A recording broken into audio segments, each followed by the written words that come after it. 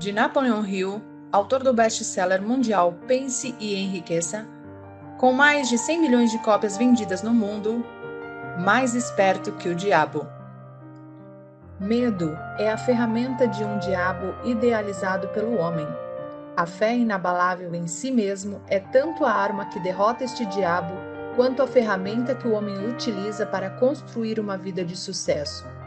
E é mais do que isso. É uma conexão direta com as forças irresistíveis do universo que apoiam um homem que não acredita em fracassos e derrotas, senão como experiências meramente temporárias. Napoleon Hill. Pelo homem que quebrou o código do diabo e o forçou a confessar. O mais corajoso e inspirador de todos os livros de autoconhecimento, escrito pelo filósofo do sucesso número 1 da América, que após 30 anos de pesquisa, achou o diabo e arrancou dele uma confissão fantástica, revelando onde ele mora, por que ele existe, como ele ganha o controle da mente das pessoas e, o principal, como qualquer um pode vencê-lo. Este livro é um curso generoso em psicologia, deixando claros os princípios de como funciona a mente humana. Quando você terminar esta história do diabo, você saberá muito mais sobre Deus. Por Napoleon Hill, autor de Pense e Enriqueça.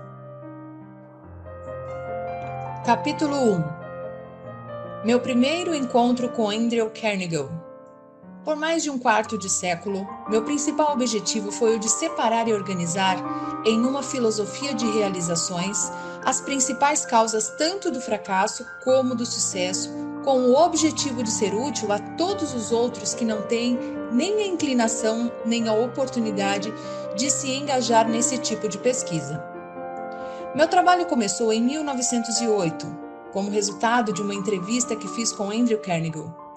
Eu, francamente, contei ao Sr. Carnegie que eu tinha concebido a ideia de entrar para a faculdade de Direito e que eu havia pensado em pagá-la entrevistando homens e mulheres bem-sucedidos, descobrindo como eles conseguiam sucesso e descrevendo as minhas descobertas para revistas. No final de minha visita, o Sr. Carnegie me perguntou se eu tinha ou não coragem para realizar algo que ele estava para me oferecer. Respondi que coragem era tudo o que eu tinha e que estava preparado para dar o meu melhor, independentemente da proposta que ele tinha a me oferecer. Ele então disse: "A sua ideia de escrever histórias sobre homens e mulheres bem-sucedidos é memorável enquanto ideia, e eu não tenho nenhuma intenção de tentar desencorajá-lo de cumprir o seu objetivo.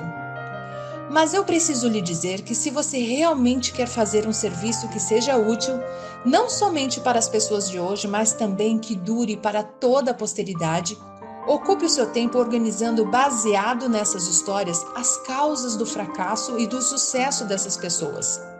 Há milhões de pessoas no mundo que não têm a menor concepção das causas do sucesso e do fracasso. As escolas e faculdades ensinam praticamente tudo, exceto os princípios de realização pessoal. Eles exigem que jovens, homens e mulheres passem de 4 a 8 anos adquirindo conhecimentos abstratos, mas não os ensinam o que fazer com esse conhecimento depois de tê-lo. O mundo está precisando de uma filosofia de realização prática e inteligível, organizada a partir de conhecimento resultante da experiência de homens e mulheres da grande universidade da vida. Em todo o tempo da filosofia, eu não encontro nada que se assemelhe ao tipo de filosofia que tenho em mente. Nós temos muito poucos filósofos que são capazes de ensinar a homens e mulheres a arte de viver. Parece para mim que há uma oportunidade que deveria desafiar um jovem ambicioso do seu tipo. Mas ambição pura não basta para essa tarefa que eu sugeri. Aquele que ousar seguir minha sugestão deverá ter coragem e tenacidade.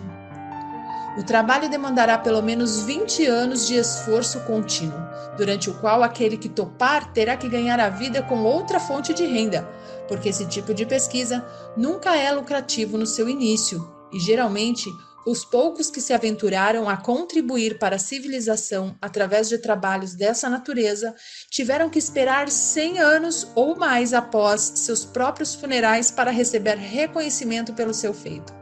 Se você prosseguir com esse trabalho, deve entrevistar não somente os poucos que foram extraordinariamente bem-sucedidos, mas também os muitos que fracassaram. Você deve cuidadosamente analisar milhares de pessoas que foram classificadas de fracassadas. E eu quero dizer com o termo fracassado, homens e mulheres que chegam aos estágios finais de suas vidas desapontados porque não conseguiram alcançar as metas que haviam se proposto de coração.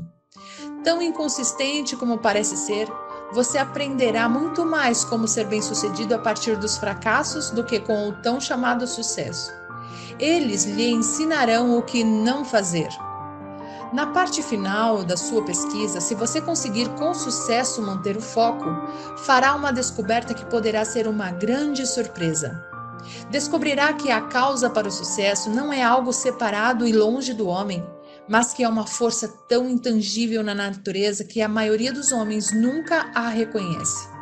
Uma força que pode muito bem ser chamada de outro eu. O mais interessante é o fato de que este outro eu raramente exerce sua influência ou se faz conhecer, exceto em momentos de emergência, quando os homens são forçados por meio das adversidades e das derrotas temporárias a mudar seus hábitos e pensar estratégias para sair das dificuldades. Minha experiência me ensinou que um homem nunca está tão perto do sucesso como quando o que ele chama de fracasso toma conta de sua vida, porque nessas ocasiões ele é forçado a pensar.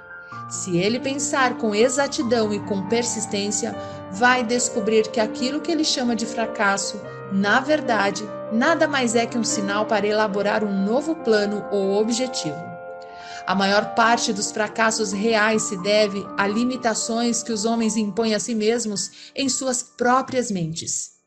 Se eles tivessem a coragem de ir mais um passo à frente, eles descobririam os seus próprios erros, começando uma vida nova.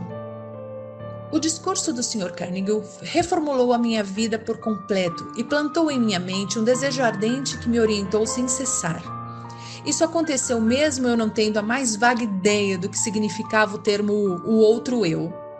Durante o meu trabalho de pesquisa nas causas de fracasso e sucesso, tive o privilégio de analisar mais de 25 mil homens e mulheres que eram rotulados de derrotados e mais de 500 que eram classificados de bem-sucedidos. Muitos anos atrás, tive meu primeiro contato com aquele outro eu que o Sr. Carnegie havia mencionado.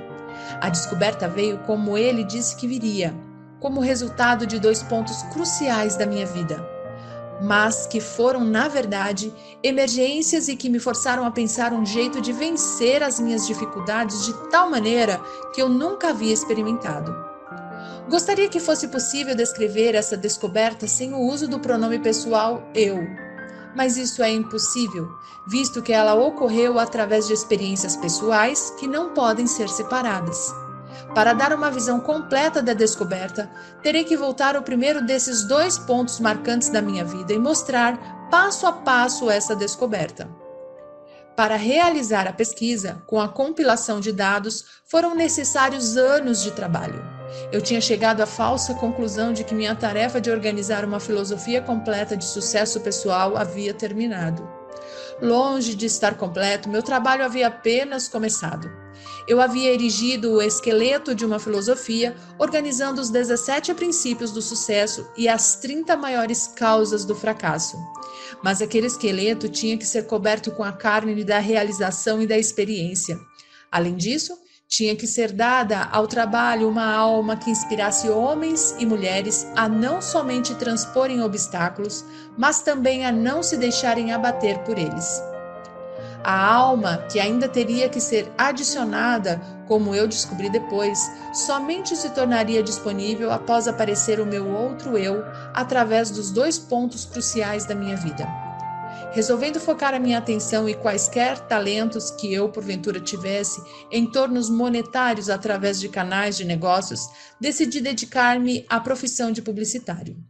Tornei-me então o gerente da publicidade do curso de extensão LaSalle da Universidade de Chicago. Tudo correu maravilhosamente bem durante 1 ano. Entretanto, no final desse ano, fui tomado por um violento desgosto pelo meu trabalho e então me demiti.